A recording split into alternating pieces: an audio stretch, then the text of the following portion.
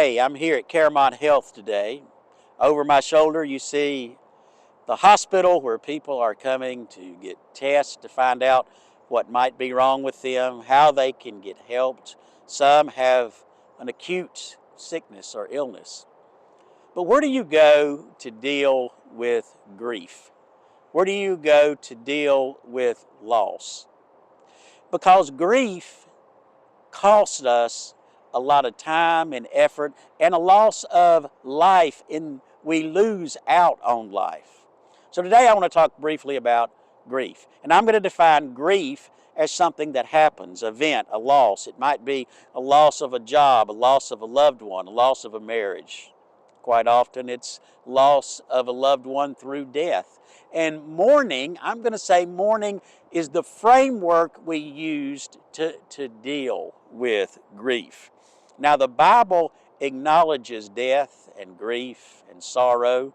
In fact, over and over it says the grass withers, the flowers fade, describing the lives of those on earth, that they will fade away, they will pass away. Now, even in the church, sometimes we talk about getting over grief, and if we're not careful, it becomes just about a solitary walk. And there's a part of that that's true. Nobody can make you happy. They can make you happy. You have to decide you want to be.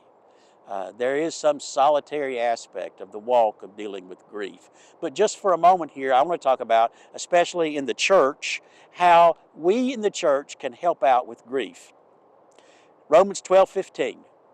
Rejoice with those who rejoice, mourn with those who mourn. Paul is talking to the church here at Rome, and he talks about when people celebrate, you need to be with them.